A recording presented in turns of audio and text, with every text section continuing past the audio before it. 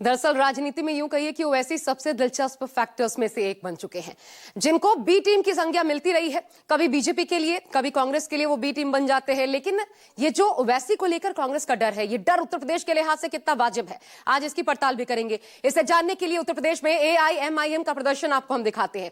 2017 के विधानसभा चुनाव में क्या हुआ, फिर 2022 का देखिए। कुल मिलाकर के 2017 में 38 सीटों पर एमआईएम चुनाव लड़ी, 37 सीटों पर कैंडिडेट की जमानत जब्त हो गई, वोट शेयर मात्र 0.24%, कुल वोट मिले 2,04,142।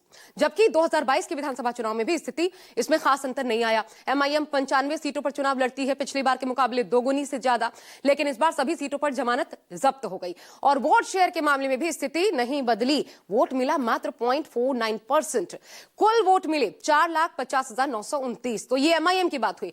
लेकिन कांग्रेस के भीतर ये जो ओवैसी फोबिया उभर कर सामने आया है, इसका भी कारण आपको समझाते हैं।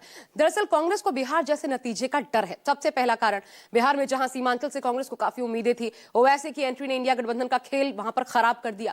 दूसरा असर भी नजर आया महाराष्ट्र मॉडल के खतरे के रूप में। महाराष्ट्र नगर निकाय के चुनाव में एमआईएम ने सपा, एनसीपी, शरद पवार गुट जो है, राज ठाकरे की मन से, इन तमाम पार्टियों से बेहतर प्रदर्शन किया। तो साफ इशारा है, और इसलिए कांग्रेस के एमआईएम को लेकर मुस्लिम वोट बैंक में सेंधमारी का डर जो है भीतर बैठ चुका है, क्योंकि ऐसा हुआ तो सीधा मतलब इंडिया को नुकसान, एनडीए को फायदा। और ओवैसी को लेकर एक डर यह भी है कि दलित वोट बैंक पर भी असर डालते हैं ओवैसी। वो लगातार दलितों से जुड़े मुद्दों पर बीजेपी को घेरते हैं, और अगर चंद्रशेखर या फिर मायावती के साथ गठबंधन में आते हैं तो इसका इंपैक्ट बड़ा हो सकता है। लेकिन यूपी में कांग्रेस के डर का एक और बड़ा कारण है, और वो डर खुद कांग्रेस का प्रदर्शन है। चुनाव दर चुनाव हालत कैसे खराब होती रही है कांग्रेस की, आपको हम दिखाते हैं। 2007 विधानसभा चुनाव की बात करते हैं। कांग्रेस को 22 सीटों पर जीत मिली थी, वोट प्रतिशत 8.61। 2012 में थोड़ा सा प्रदर्शन सुधार हुआ, 28 सीटें जीतने में कामयाब रही, और कुल मिलाकर के 11.65% पार्टी को वोट शेयर मिला। इसके बाद लेकिन स्थिति खराब हो गई। 2012 के बाद 17 का चुनाव ले लीजिए, उसमें क्या होता है दिखाते हैं आपको। यहां पर कांग्रेस को मात्र 6.25% सीटें मिलती हैं, वोट शेयर मिलता है, और 7 सीटें मात्र यहां पर सिमट जाती है। और 2022 की अगर बात की जाए तो स्थिति और ज्यादा बुरी हो जाती है, क्योंकि कांग्रेस मात्र 2 सीटों पर सिमट कर रह जाती है। 2.33% वोट शेयर था। अब ये डर और ज्यादा इसलिए घर गया है क्योंकि अगर कहीं ओवैसी की एंट्री से 27 के चुनाव में कांग्रेस वाकई यूपी से खत्म ना हो जाए, और वही डर मल्लिकार्जुन खड़गे के शब्दों में देखने को मिला। लेकिन यूपी में 17 के चुनाव के बाद समीकरण तेजी से बदले हैं। जातीय समीकरणों के साथ साथ अब मुस्लिम समीकरण भी अहम हो गया है। इसकी वजह इस वोट बैंक का एक मुश्त वोटिंग पैटर्न है। 2024 के लोकसभा चुनाव में समाजवादी पार्टी ने पीडीए के जरिए इसे मजबूत कर बीजेपी को झटका दिया था, इसलिए अब ओवैसी की नजर इस पर है। मुस्लिम वोट कैसे यूपी का समीकरण बदल सकता है, अब आपको वो दिखाते हैं।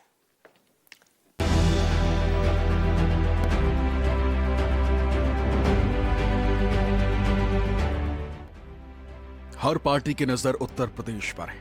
यूपी सिर्फ एक विधानसभा नहीं बल्कि दिल्ली की गद्दी में ये सबसे अहम रोल अदा करता है, इसलिए चिंता सबको रहती, और इस चिंता में मुस्लिम वोट बैंक सबसे बड़ा फैक्टर होता है, जिसे साधने के लिए क्या कांग्रेस, क्या एसपी, क्या एआईएमआईएम सभी अपनी अपनी रणनीति बनाते हैं। समाजवादी पार्टी का गठबंधन बीजेपी को नहीं रोक पाएगा।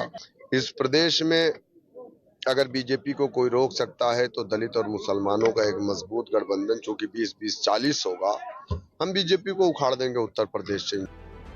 असदुद्दीन ओवैसी की पार्टी एआईएमआईएम के यूपी अध्यक्ष शौकत अली साफ कह रहे हैं कि बीजेपी को रोकने के लिए विपक्ष को मुसलमानों की जरूरत पड़ेगी, और इसकी वजह है बीजेपी का हिंदुत्व एजेंडा, जिसे सीएम योगी लगातार धार देने में जुटे। कुछ लोग हैं जो अवसरवादी रवैया अपना करके जब संकट आता है तब राम याद आते हैं, और बाकी राम को विस्मृत कर देते हैं, राम को भूल जाते हैं। इसलिए भगवान राम भी अब उनको भूल चुके हैं। अब उनकी नैया कभी पार नहीं होनी है, उनको कभी आगे नहीं बढ़ना है। इन रामद्रोहियों के लिए अब कोई जगह नहीं, जो राम भक्तों पर गोली चला रहे थे, राम काज में बाधक थे,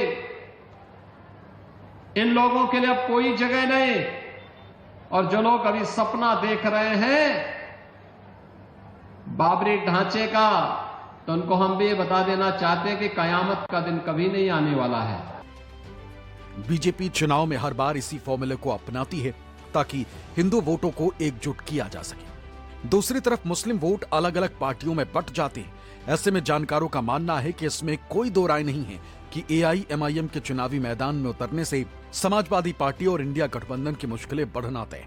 हालांकि असदुद्दीन ओवैसी भी समझते हैं कि यूपी में बिना अखिलेश को साथ लिए वो आगे नहीं बढ़ सकते और अखिलेश भी जानते हैं कि ओवैसी का कदम PDA के एजेंडे को नुकसान करेगा।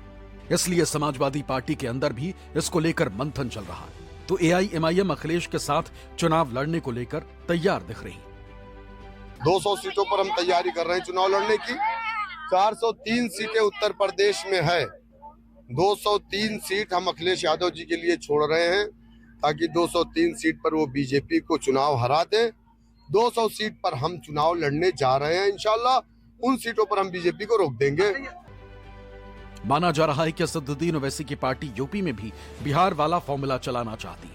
वो मुसलमानों को ये कहकर एकजुट करने की कोशिश में है कि उनकी अपनी एक पार्टी होनी चाहिए जो उनकी नुमाइंदगी कर सके। मेरे भाई, ये दिल याद रखिए, मजलिस अगर शाम में रहेगी ना, ये तमाम के तमाम लोग अपने हद में रहेंगे, वरना सिर्फ आप वोटर बनाकर आपके पूरे हुकूक को खत्म करके आप वोट डालो, जाके घर में सो जाओ। मजलिस ये बोल रही, वोट के जरिए अपनी पॉलिटिकल एजेंसी को बनाओ, लीडरशिप को मजबूत करो, अपने हुकूक को हासिल करो।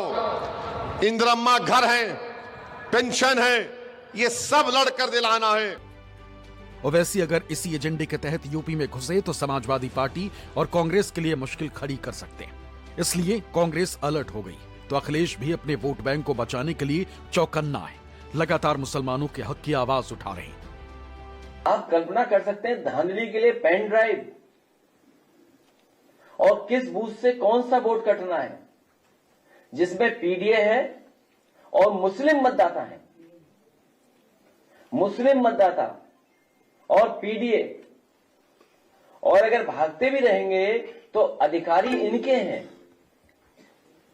इनका एडमिनिस्ट्रेशन है, उनको न्याय नहीं देंगे। इसी तरह कन्नौज के हमारे कार्यकर्ता हैं, इनके पुलिस स्टेशन पे बड़े पैमाने पर केवल टारगेटेड मुस्लिम वोट कितने कटे हैं आपके यहां बताइए? 1200 वोट काट दिए। अखिलेश यादव जानते हैं कि PDA का फैक्टर ही बीजेपी को मात दे सकता है और 2024 में इसका दम दिखा भी है।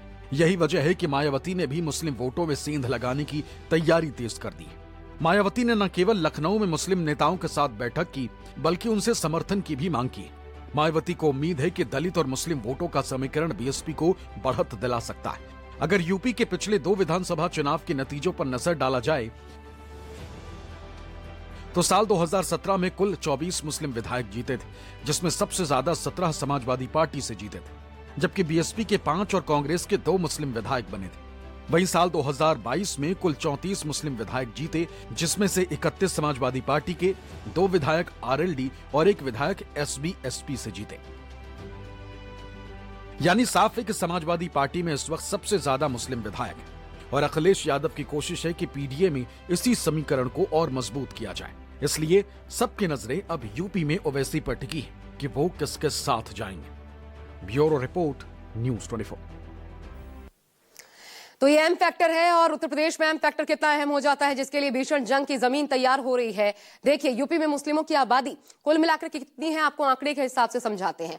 कुल आबादी है 3,84,00,000। यूपी की कुल आबादी का ये 19% बैठता है, जो कि सीधा 403 में से प्रदेश की 143 सीटों पर असर डालता है। 70 विधानसभा की सीटें ऐसी हैं जहां पर मुस्लिम मतदाता 20 से 30% के आसपास है।